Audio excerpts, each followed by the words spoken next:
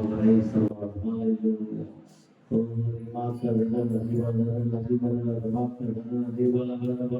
Hallelujah.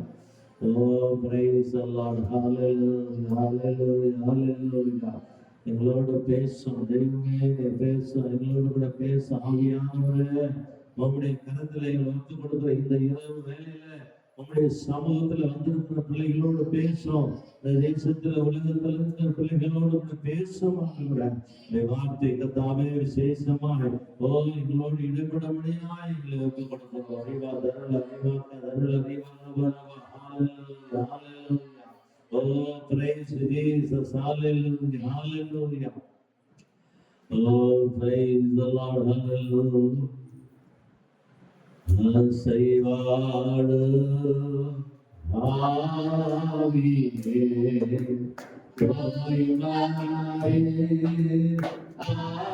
ஆவியே அசைவாடு ஆவியே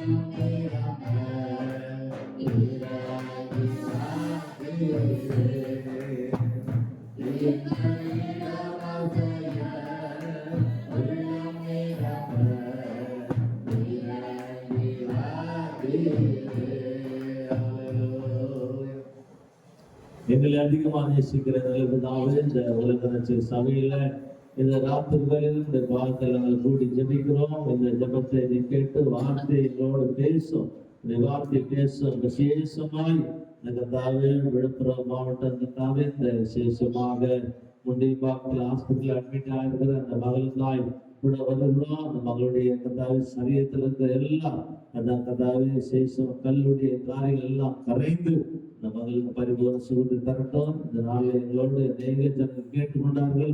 எல்லாருடைய ஜபத்தை கேட்டு அற்புதம் செய்யும். அது மாத்திரமல்ல, இந்த வார்த்தை எங்களோடு பேசணும். இயேசுவின் நாமத்தில் பிதாவே, ஆமென். ஆமென். அல்லேலூயா.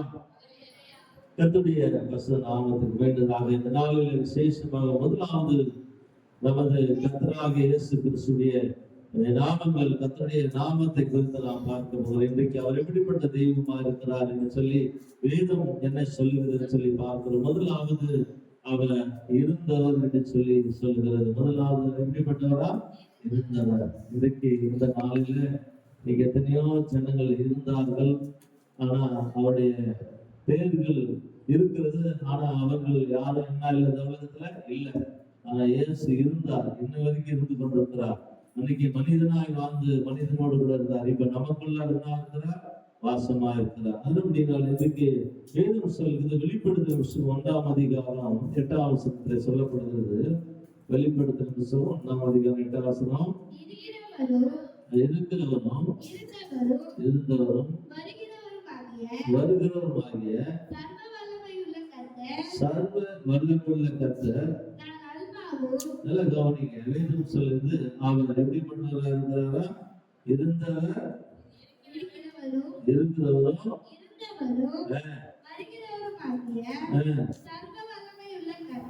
சர்வ வல்லமையுள்ள கர்த்தர். அவர் எப்படிப்பட்ட தேவனாக இருக்கிறாரா? இந்த உலகத்துல ஆண்டவராக இயேசு கிறிஸ்து அவர் என்ன பண்ணாரு? இருந்தவர், இருக்கிறவர், வரப்போகிற சர்வ வல்லமையுள்ள கர்த்தர். அப்புறம் நான் அல்பாவும் ஒமேகாவும் ஆதியும் அந்தமுமாய் இருக்கிறேன் என்று திருவுள்ளப்படுகிறார். இங்க வேதம் சொல்லுது, ஆண்டவராகிய இயேசு கிறிஸ்து இந்த உலகத்துல இருந்தவர், இருக்கிறவர், என்ன பண்ண போகிறார்? வரப்போகிறார். அப்போ வரப்போகிற தேவனாகிய கர்த்தருடைய வார்த்தை சொல்லு. முதலாவது அவர் எப்படி இருந்தார் என்றது நல்லா கவனிங்க. இங்க அவர் இருந்தார் என்று சொன்னால் எப்படி இருந்தார்? வாசித்து பாருங்க. யோவான் எழுதின சுவிசேஷம் 1ஆம் அதிகாரம் 1ஆம் வசனத்தை வாசிங்க. அவர் இருந்தார் என்று சொன்னால் எப்படி? ஆதியிலே வார்த்தை இருந்தது, அந்த வார்த்தை தேவனிடத்தில் இருந்தது, அந்த வார்த்தை தேவனாய் இருந்தது. அவர் ஆதியிலே தேவனோடு இருந்தார், சகலமும் அவர் சகலமும் அவர் மூலமாய் உண்டாயிற்று. உண்டானதொன்றும் அவராலே அல்லாமல். அல்லேலூயா, அல்லேலூயா. முதலாவது வேதம் சொல்லுகிறது அவர் இருந்தவர் என்று சொல்லிக்கிறது. அப்ப இருந்தவர் என்று சொல்லி பார்க்கும்போது அந்த வார்த்தை சொல்லுது, ஆதியிலே தேவன் எப்படி இருந்தாரா? வார்த்தையா இருந்தார். அந்த வார்த்தை மாம்சமாகி, அந்த மாம்சமாகி இந்த உலகத்துல மனிதனாய் வந்து அவர் பூலோகத்துல வாழ்ந்து மரித்து அடக்கம் பண்ணப்பட்டு இப்போ நமக்குள்ள நம்மோடு கூட அவர் என்னவா இருக்கிறார்? வாசமாய் இருக்கிறார். அதுதான் சொல்லுகிறார் அவர் எப்படிப்பட்டவரா இருக்கிறார். வேதம் சகலமும் அவர் மூலம் என்ன பண்ணப்படுது? உண்டாக்கப்பட்டது. அவராலே அல்லாமல் வேற ஒன்று என்ன பண்ண உண்டாகவில்லை. அவர்தான் அடித்தளம். அவர்தான் இந்த உலகத்துல. அவரை அல்லாமல் ஒருவனும் என்ன பண்ண முடியாது. அதுவும் அசையாது. உலகத்தை சொல்லிடலாம், நாம இதை பண்ணலாம், அதை பண்ணலாம், இதை செய்யலாம், அதை செய்யலாம்னு சொன்னா எதுவுமே ஆண்டவருக்கு தெரியாம நடக்கவே நடக்காது. ஏன்னு சொன்னா அவர் சொல்லாம கட்டிட நிற்கும். அப்ப அவருடைய வார்த்தை சொல்வது இந்த ராத்திரி வேளையில கேட்டுக்கொண்டிருக்கிற சகோதரி நீங்களும் நானும் வார்த்தையை நாம் கவனிக்கிறவாய் மாத்திரமல்ல, அவர் இருந்தவர் எப்படி இருந்தார் சொல்லி வார்த்தையா இருந்தார். அந்த வார்த்தையா இருந்த தேவனாக அந்த வார்த்தையில எல்லாவற்றையும் என்ன செய்தார்? உண்டாக்கினார். எல்லாவற்றையும் வார்த்தையால தான். எல்லாம் வார்த்தை உண்டாகிறது என்று சொல்லி எல்லாவற்றையும் வார்த்தையாலே உண்டாக்கினார். ஆனா மனிதனை மாத்திருந்தா தன்னுடைய சாயலாய் உண்டாக்கினார். அல்லேலூயா. மனிதனை மாத்திருந்தா தன்னுடைய சாயலாய் தன்னுடைய ரூபமாய் மாற்றினாரே தவிர வேற ஒன்றையும் அவர் கையால செய்திடப்படல, உருவாக்கப்படவில்லை. அதனாலதான் சொல்றார் அவர் எப்படி இருந்தார்? வார்த்தையினால் எல்லாவற்றையும் உண்டாக்கினார். அதுதான் சொல்லுகிறது. பாருங்க, இன்னொரு வசனம் சொல்லு. பிலிப்பியர் 2ஆம் அதிகாரம் 6ஆம் வசனம் சொல்லுது. பிலிப்பியர் 2ஆம் அதிகாரம் 6ஆம் வசனம். அவர் தேவனுடைய ரூபமாய் இருந்தும் தேவனுக்கு சமமாய் இருப்பதை கொள்ளை ஆடின பொருளாய் இல்லாமல் தம்மைத்தாமே வெறுமையாக்கி அடிமையின் ரூபம் எடுத்து மனுஷ சாயலானார். இதுதாங்க அவருடைய நல்ல கவனிங்க. இன்னைக்கு அநேக கிறிஸ்துவ வாழ்க்கையில என்ன செய்யலன்னா, தேவன் இந்த உலகத்துல மனுஷ சாயலாய் வந்ததை இன்னைக்கு அநேக கிறிஸ்துவ மக்கள் இன்னும் என்ன செய்து கொண்டிருக்கிறார்கள்? மறிக்கிறதும் உயிர்த்தெழுதும் பிறக்கிறதுமா சொல்லிக் கொண்டிருக்கிறார்கள். இந்த உலகத்தில் ஆண்டவராக இயேசு கிறிஸ்து ஆனா ஞாபகப்படுத்துகிறார். இதை குறித்து அவர் உயிர்த்தெழுதல் குறித்து, மறித்தது குறித்து, பிறப்பு குறித்து ஞாபகம் பண்ணி கொண்டிருக்கிறவங்க தவிர அதை நாம் என்ன செய்யல, சடங்காச்சாரமாக என்ன பண்றோம், அதை ஒரு காரியமா செய்ய கூடாது. நாம் தேவனுடைய வார்த்தையாய் நாம் காணப்பட வேண்டும். அதுதான் சொல்லுகிறார். கொலோசியர் புத்தகம் 1ஆம் அதிகாரம் 14ஆம் வசனத்தை வாசிங்க. கொலோசியர் புத்தகம் 1ஆம் அதிகாரம் 14ஆம் வசனம். அவருடைய ரத்தத்தினாலே பாவ மன்னிப்பாக மீட்பு நமக்கு உண்டாயிருக்கிறது. அவர்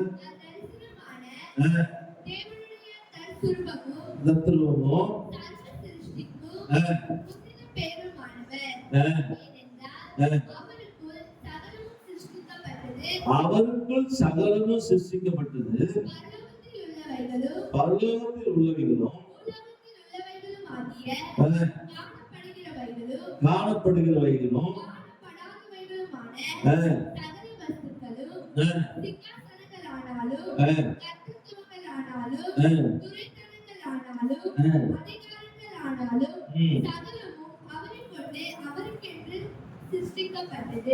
அவருக்கொண்டு அவருக்கு என்ன பண்ணப்பட்டதா? சிருஷ்டிக்கப்பட்டது. 17 வருஷங்க. அவர் எல்லாவற்றுக்கும் முந்தினவர், எல்லாம் அவருக்குள் இருக்கிறது, நிலைத்திருக்கிறது. அல்லேலூயா.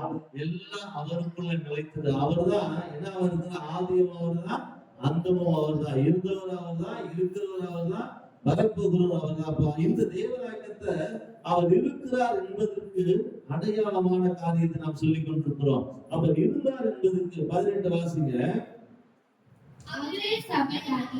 அவரே சபையாகிய சரீரத்துக்கு தலையானவர் எல்லாவற்றிலும் முதல்வராய் இருக்கும்படி அவரே ஆதியும் மரித்தோரிலிருந்து இதுதான் சொல்றாரு. அவரே என்னவா இருக்கிறாரு? மரித்தவரும் அவர் உயிர் சேர்ந்தவருமாய் இருக்கிறார். அப்ப அவருடைய நாமம் எப்படிப்பட்டதா இருக்கு? அவர் இருந்தவராய் இருக்கிறார். அந்த தேவநாயகத்தை இன்றைக்கு நமக்கு இருந்தவராக வெளிப்படுத்துற காரணம் என்னன்னு சொன்னா, இன்னைக்கு ஜனங்க இன்னும் தேடிக்கொண்டிருக்கிறார்கள். இன்னைக்கு அநேக கிறிஸ்தவர்கள் இன்னைக்கு மத்தவங்களோடுங்க இன்னைக்கு அநேக கிறிஸ்தவர்கள் எங்க பார்த்தாலும் தேடிக்கொண்டு இருக்கிறாங்க. ஆனா இயேசு கிறிஸ்து இருந்தவர், அவர் இப்போது நமக்குள்ள இருக்கிறார். அதுதான் சொல்கிறது. 1 யோவான் 1ஆம் அதிகாரம் 1ஆம் வசனம் சொல்கிறது. 1 யோவான் 1ஆம் அதிகாரம் 1ஆம் வசனம். நல்லா கவனிங்க. ஆதி முதல் இருந்ததும் நாங்கள் கேட்டதும்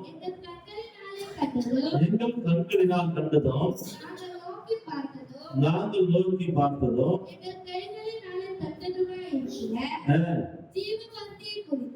ஜீவ வார்த்தை குறித்து உங்களுக்கு அறிவிக்கிறோம். பாத்தீங்களா? இது அவர் சொல்றாரு. இந்த வார்த்தை கொண்டு நாங்க உங்களுக்கு என்ன பண்றோம்? சொல்றோம். அவர் இருந்தார். அவர் இருப்பதற்குரிய அடையாளங்கள் அவர் வார்த்தை சொல்லுகிறது. அவரும் அல்லாமல் வேறு ஒன்றும் என்ன பண்ணல, உண்டாக்கப்பட்ட வார்த்தை என்று அவர் சொன்னார். வார்த்தையினால் எல்லாம் உண்டாக்கப்பட்டது. மனிதனை மாத்திரம்தான் அவர் என்ன செய்தார்? அவர் கையினாலே உண்டாக்கி தன் சுவாசத்தை ஊதி மனுஷனை ஜீவாத்மாவா இந்த உலகத்துல நடமாட வைத்திருக்கிறார். வாழ்ந்து கொண்டிருக்கிறார்கள். ஆனா மனிதர்கள் ஏதோ சொல்லிக் கொண்டிருக்கிறார்கள். ஆனா இயேசுவை அல்லாமல் மனிதனை உருவாக்க முடியவே முடியாது. ஏன்னா அவர்தான் இருக்கிறவராக இருந்த தேவனாய் கர்த்தர். அடுத்து வேதம் சொல்லி பாருங்க. 19ஆம் அதிகாரம் வெளிப்படுத்தல் 19:13 சொல்றாரு பாருங்க. எப்படிப்பட்டதா சொல்றாரு? சரி,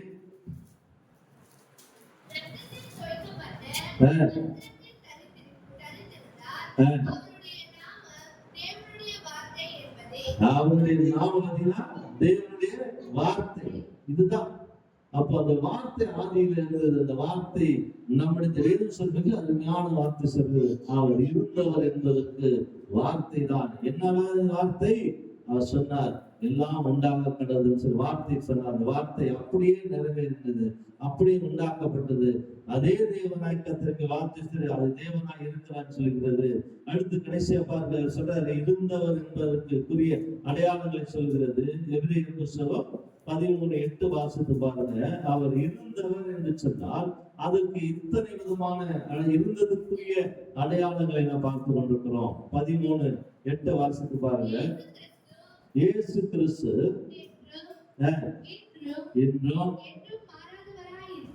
என்றும் மாறாதவராய் இருக்கிறார். அவர் எப்படிப்பட்டவராக இருக்கிறார்? நேற்று இன்று என்றும் மாறாதவர்.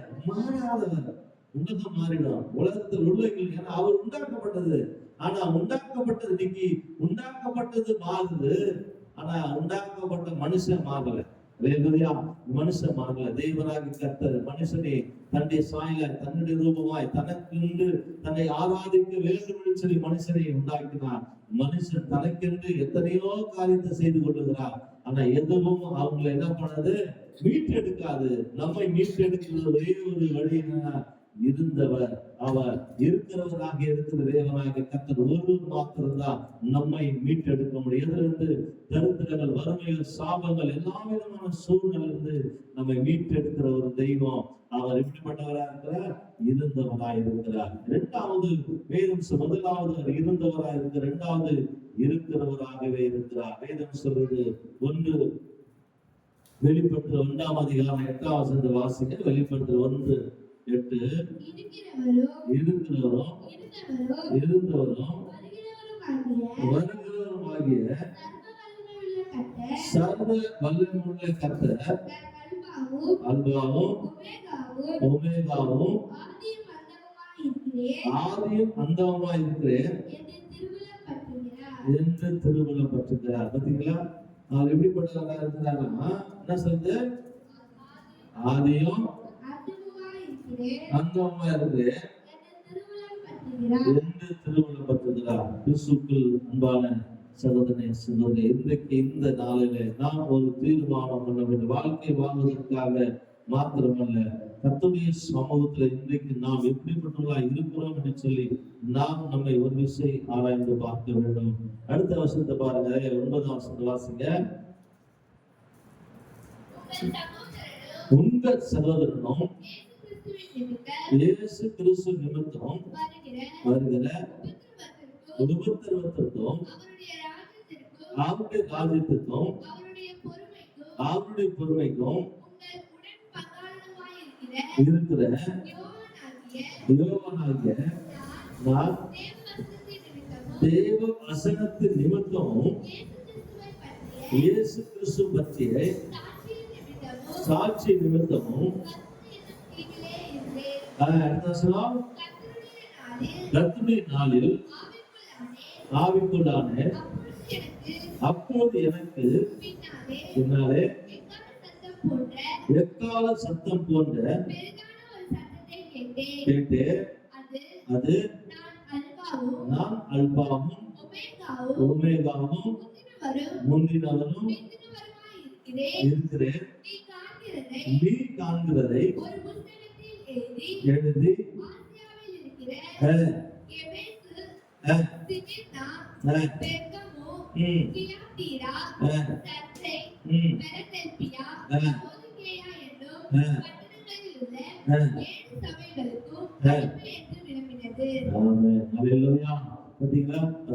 இருந்தவர் இருக்கிறார் என்பது குறித்து இதுல சின்ன நீங்க சொல்லுங்க. சொன்னா வேதம் சொல்கிறது, அவர் அல்பாவும் ஒமேகாவும் முந்தியும் பிந்தினவருமாயிருக்கிறார். இந்த தேவனாகிய கர்த்தர் முதலாவது அவர் இருந்தவராயிருக்கிறார். அது மாத்திரம் இப்போது அவர் இருக்கிறவராயிருக்கிற தேவனாகிய கர்த்தருடைய வார்த்தை சொல்கிறது, அவர் அல்பாவும் ஒமேகாவும் முந்தினவரும் பிந்தினவருமாய் அவர் நமக்குள்ள நம்மோடு வாசமாய் இருக்கிறார் என்பதை நீங்க மக்கள்கிட்ட சொல்லுங்கன்னு சொல்றாரு. இந்த சபைக்கெல்லாம் போய் என்ன பண்ணுங்க, சொல்லுங்க, வார்த்தையை சொல்லு, வார்த்தையில இருந்தவர் என்பதை அவர் இருக்கிறார் என்பதை சொல்லுங்க என்று சொல்றாரு. அடுத்து பாத்தீங்கன்னா என்ன சொல்றாங்க, எபிரேயர் புத்தகம் 1ஆம் அதிகாரம் 3ஆம் வசனத்தை வாசிங்க. எபிரேயர் 1:3.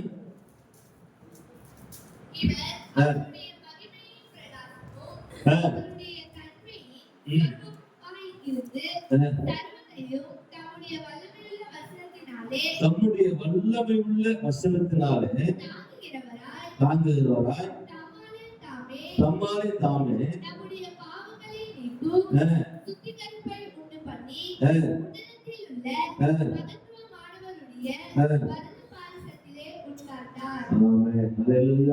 அவர் சொல்ற வலது பாசத்துல தான் பண்ணாரா உட்கார்ந்தார். அவர் எப்படிப்பட்ட தேவனா இருக்க பாருங்க, எப்படிப்பட்ட தேவன் அவர் இருந்தவர், இப்போது அவர் இருக்கிறவராக இருக்கிறார். இன்றைக்கு நம்மோடு கூட அவர் வாசமா இருக்கிற தேவனா இருக்கு. எனக்கு அன்பான சகோதரனே சகோதரி, அதிலே பாருங்க 10:12 சொல்லுகிறது பாருங்க. 10ஆம் அதிகாரம் 12ஆம் வசனத்தை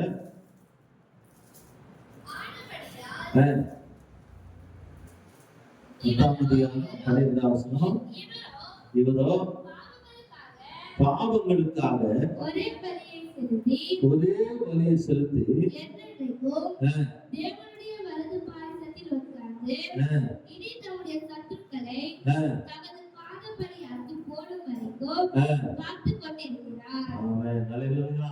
இந்த சத்துருக்களை என்ன செய்திருக்கிறார்? பாதபடியில அமைக்கிட்டார், வெச்சிட்டார். ஏன்னா சத்துருக்களை வேதம் சொல்லுகிறது, நீங்கள் சும்மா இருங்கள், நான் உங்களுக்காக யுத்தம் செய்கிறேன். அப்ப அவர் சொன்னாரு, சத்துருக்களை நான் என்ன பண்றேன், காலில் மிதிச்சுட்டேன், நீ சும்மா இரு, என்னை நீ வார்த்தை நீ விசுவாசி, வார்த்தை நம்பு. அவர் இருக்கிறார், அவர் விசேஷமாக தேவனாக்கத்தை இருந்தவர், இருக்கிறவராக இருக்கிற தேவனை வார்த்தையை விசுவாசிக்கிறது மாத்திரம் தான் நம்ம வேலை. அந்த வார்த்தையை நம்புகிறது மாத்திரம் நம்ம வேலை. கிரியை செய்கிறதோ அதுக்கு அவர் என்ன செய்கிறது, மாற்றத்தை உண்டு பண்ணுகிறது அவருடைய வேலை. ஏன்னா நீங்க சும்மா இருந்தெல்லாம் உங்களுக்காக யுத்தம் செய்கிறேன்னு சொன்ன தேவனாகிய கர்த்தர். அடுத்து நீங்க பாத்தீங்கன்னா சொல்றாரு, அவரை இருந்தவர் இருக்கிறவர், அது மாத்திரமல்ல அந்த தேவனாக்கத்தில் இன்னைக்கு நம்மோடு பேசிக் கொண்டிருக்கிற அதே வார்த்தை நமக்குள்ளாய் கடந்து வருகிறது. கடைசியா பார்க்கலாம், அவர் வருகிறவராய் இருக்கிறார். வேதம் சொல்கிறது, வெளிப்படுத்தல் 1ஆம் அதிகாரம் 7ஆம் வசனத்தை வாசிக்க. கண்கள் யாவும் அவரை காணும். அவரை குத்தினவர்களோ அவரை காண்பார்கள். பூமியின் கோத்திரத்தார் எல்லாரும் அவரை பார்த்து புலம்புவார்கள். அப்படியே ஆகும். ஆமென். ஆமென். பாருங்க, அப்படியே ஆகும். அவர் எல்லாரும் என்ன பண்ணுவாங்க? பார்ப்பாங்க. வேதம் சொல்லுகிறது 8ஆம் வசனம் சொல்றது பாருங்க. இருக்கிறவரும் இருந்தவரும் வருகிறவருமாகிய சர்வ வல்லமையுள்ள கர்த்தர், நான் அல்பாவும் ஒமேகாவும் ஆதியும் அந்தமுமாய் இருக்கிறேன் என்று திருவுளம் பற்றுகிறார். திருவுளம் பற்றுகிறார். 3 வாசிங்க. ஆகையால் நீ கேட்டு பெற்றுக்கொண்ட வகையை நினைவு கூர்ந்து வகையை நினைவு கூர்ந்து அதை கை கொண்டு மனம் திரும்பு. நீ விழித்திராவிட்டால் திருடனை போல் உன்மேல் வருவேன்.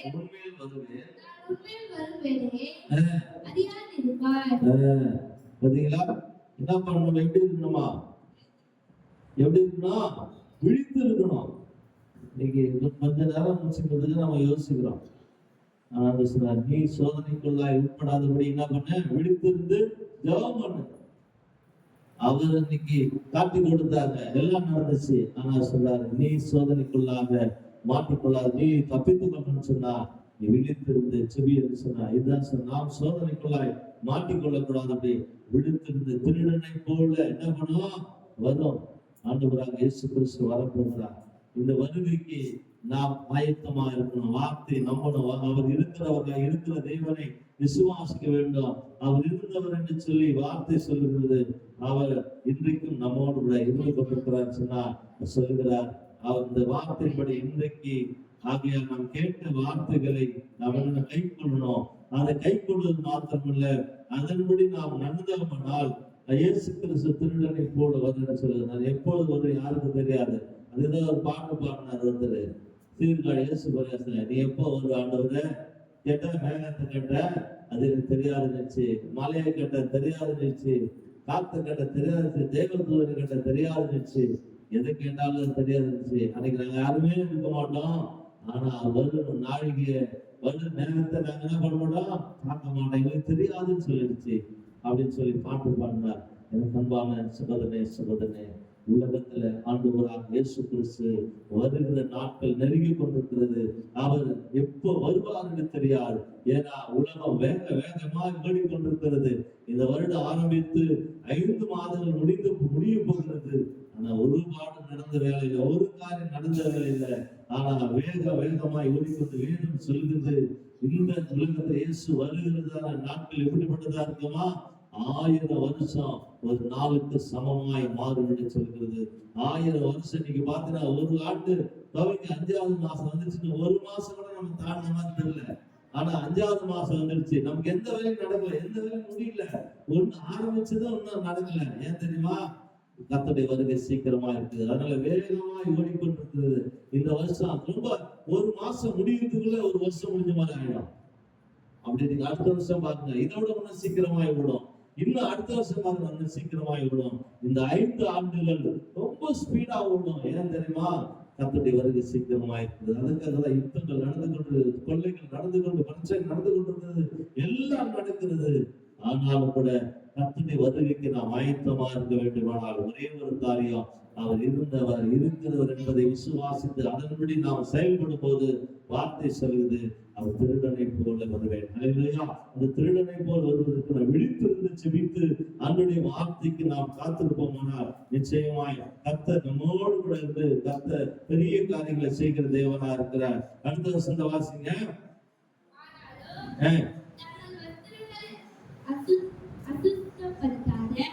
சில பேர் தந்தையிலும் கொடுத்துட்டு அவர்கள் பாத்திர பாட்கள் ஆனபடியால் பெண் வஸ்திரம் தெரிந்து என்னோட கூட நடப்பார்கள். 14வது வசனம் வாசிங்க. இதோ சீக்கிரமாய் வருகிறேன். ஒருவனும் கிரீடத்தை எடுத்துக்கொள்ளாதபடிக்கு உனக்குள்ளதை உனக்குள்ளதை என்ன பண்ணுவா? பற்றி கொண்டது. இதோ சீக்கிரமாய் வருகிறேன்.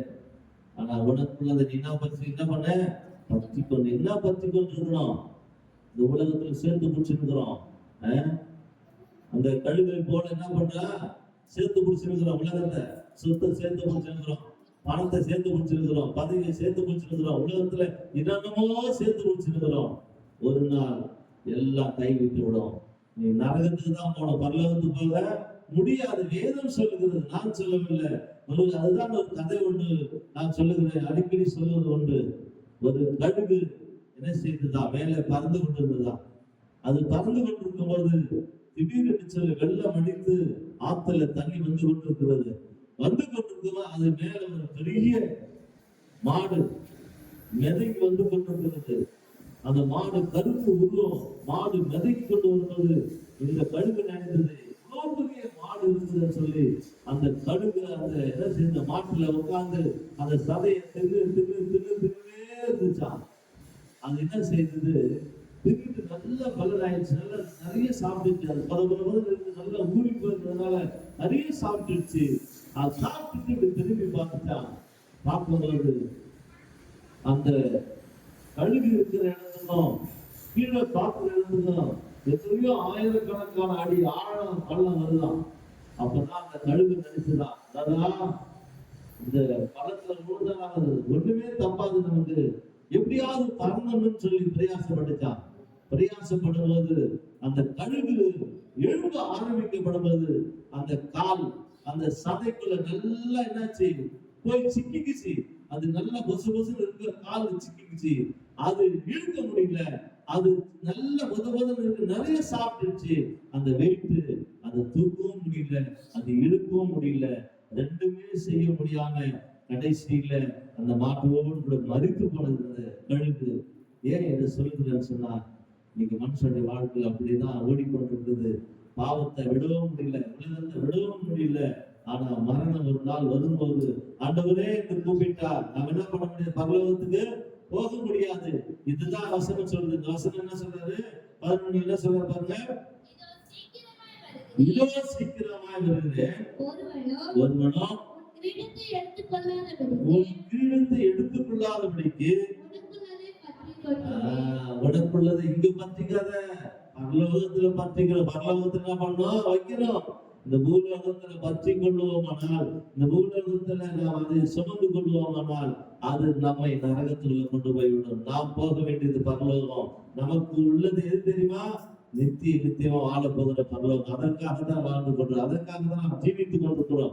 அதற்காக நம்முடைய வாழ்க்கை இன்றைக்கு நாம் ஒரு தீர்மானத்தோடு கூட ஆண்டுடைய சமூகத்துல ஒப்பு கொடுத்து நாம் காணப்படும். நிச்சயமாய் கர்த்தர் நம்மோடு கூட இருந்து பெரிய காரியங்களை செய்கிறவா இருக்கிறார். அதிலே பாருங்க, வேதம் சொல்கிறது மிக நன்மையான வார்த்தை. 16 வாசிங்க.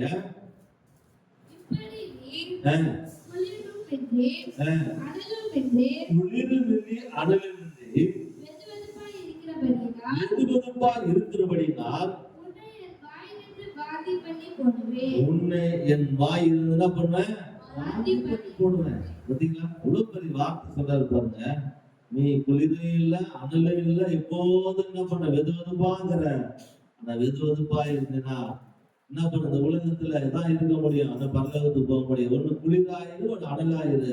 ஆனா அனலா இருந்துன்னா தேவனுக்கு உபயோகமா பாடுவேன். ஆனா குளிரா இருந்தா தேவன் உன்னை தூக்கி எடுத்து நிறுத்தி வைப்பார். அல்லேலூயா. அடுத்து பார்க்க வேதம் சொல்லுது மிக 15 வாசிங்க. உன் கிரியைகளை அறிந்திருக்கிறேன், குளிரும் இல்ல குளிரா இருந்தாவது அனலாவது நீ எப்படி இருந்தா நலமா இருக்குமா, குளிரா இருந்தா அனலா இருந்தா எதுவா இருந்தா வெதுவெதுப்பா இருந்தா கர்த்தர் வாந்தி பண்ணி போடுவார். நம்ம ஆல்ரெடி வார்த்தை கேட்கிற என்ன பண்பான சகோதரனே சகோதரி, இன்றைக்கு நாம் ஒரு தீர்மானம் பண்ணணும். கர்த்தருடைய ஆலயத்துக்கு வந்திருக்கிற இந்த இரவு வேளையில் விழித்திருந்து ஜெபிக்கிற ஜெபத்தை சொல்கிறார். விழித்திருந்து இயேசு கிறிஸ்து திருடனின் போல வரப்போகிறார். வருகையில நாம் எடுத்துக்கொள்ளப்பட வேண்டுமானால் நாம் எப்படிப்பட்டவர்களா இருக்கணும் தெரியுமா, ஒண்ணு அனலா இருக்கணும், இல்ல குளிரா இருக்கணும். வெதுவெதுப்பா இருந்தோமானால் கர்த்தர் உங்களையும் என்னையும் இந்த வார்த்தை கேட்டுக்கொண்டிருக்கிற பிள்ளைகளை கர்த்தர் என்ன பண்ணாரு, வாந்தி பண்ணி போடுவார். நீங்க இருக்கிற மாதிரியே இருந்தேன்னா ஒண்ணும் ஆகி இல்ல, மாற்றம் அடையணும். மாற்றம் அடைந்தால் மாத்திரம்தான் வாழ்க்கையை மாற முடியும். அவர் வரும்போது எடுத்துக்கொள்ளப்பட முடியும். அவர் வருகையில நாம் போக முடியும். இல்லை என்று சொன்னால் இந்த உலகத்தை நாம் பற்றி பிடித்துக் கொள்வோமானால் அந்த கழுகை போல ஒரு நாள் வருகை சீக்கிரமா இருக்கும். எடுத்துக்கொள்ளப்படுவதற்கும் போக முடியாது. நாம் கீழேயும் போக முடியாது. நாம் என்ன தவித்துக் கொண்டிருக்க சூழ்நிலை இருக்கும். இன்னைக்கு ஒரு தீர்மானம், ஆண்டுடைய சமூகம் எல்லாரும் நாம் எழுந்திருப்போம். ஆண்டுடைய சமூகத்தில் கேட்போம், ஆண்டவரே அவர் இருந்தவர் இருக்கிறவர் தேவனாய் கர்த்தர் வருகிறவராய் இருக்கிறார். இந்த தேவனுடைய வார்த்தை கேட்கிற எனக்கு அன்பான சகோதரிய சகோதரி, இன்றைக்கு நாம் இப்படிப்பட்ட ஒரு கிறிஸ்தவ வாழ்க்கை வாழ்ந்து கொண்டிருக்கிறோம். நீ வெதுவெதுப்பாய் இருப்பாயா? ஒருவேளை குளிர் இல்லாத அனல் இல்லாத வெதுவெதுப்பாய் இருப்பாயா? கர்த்தர் உன்னை வாந்தி பண்ணி கொள்வார். இந்த உலகத்து எல்லா காரியங்களும் சிக்கி தவித்துக் கொண்டிருக்கும் போது இயேசு வரப்போகிறார். இயேசு வரும்போது நாம் எடுத்துக்கொள்ளப்படுவதற்கு ஆயத்தமாய் நாம் தகுதி உள்ளவர்களாய் மாற வேண்டுமானால் இன்றைக்கு நாமே ஒப்பு கொடுப்போம். ஹல்லேலூயா. இந்த வார்த்தை கேட்டுக் கொண்டிருக்கிற சகோதரனே சகோதரி, இன்றைக்கு நீ எப்படிப்பட்ட ஒரு வாழ்க்கை வாழ்ந்து கொண்டிருக்கிறார்? இயேசு கிறிஸ்து இருந்தவர், அவர் இருக்கிறவர், வருகிற தேவனாய் இருக்கிறார். வருகையில் நாம் எடுத்துக் கொள்ளப்பட வேண்டுமானால் நாம் குளிரா அல்லது கடலா இருப்போமானால் நாம் கர்த்தருடைய சமூகத்தில் எடுத்துக் கொள்ளப்படுவோம். வெதுவெதுப்பா இருப்போமானால் கர்த்தர் நம்மை வாந்தி பண்ணி போடவே சொல்கிறது. நாம் இன்றைக்கு தேவ சமூகத்துல நம்மை ஒப்பு கொடுப்போம். இயேசு திருடனை போல வருவேன்னு சொல்லுவாங்க.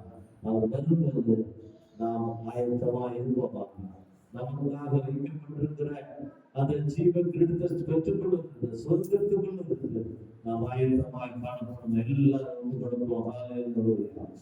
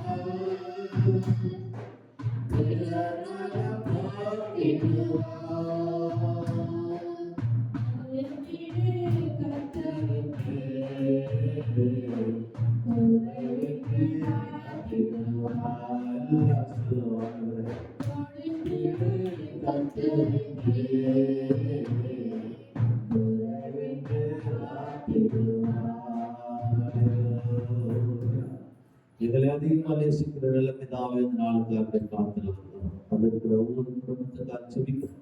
இந்த நாளில் இந்த இடமாய் கேட்கிற ஒவ்வொரு குடும்பத்தை அவர் இருந்தவர் இருக்கிறவர் வரப்போகிற தேவனுடைய வார்த்தை சொல்கிறது. அவர் வருவது திருடனை போல ஒருவேடு செலுத்துகிறார்.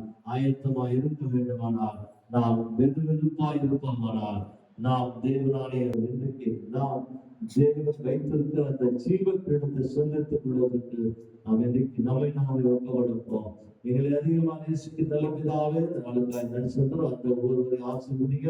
சிறுவர்கள், பெரியவர்கள், வாலிபர்கள் ஒவ்வொருவரையும் காத்துக் கொள்ளுங்க. இந்த வார்த்தை கேட்கிற குடும்பங்களை தொடர்ந்து அவர்களும் ஆயத்தமாக இருக்க உதவி செய்யும். புதிய கனவுகள் எல்லாவற்றையும் செலுத்துகிறோம். இயேசுவின் நாமத்தில் பிதாவே, ஆமென், ஆமென். நாம் சேர்ந்து சொல்லுவோம். என் ஆத்துமாவே கர்த்தரை ஸ்தோத்திரி, என் உள்ளமே அவர் நாமத்தை ஸ்தோத்திரி. என் ஆத்துமாவே கர்த்தரை ஸ்தோத்திரி. ஆமென், ஆமென். அல்லேலூயா.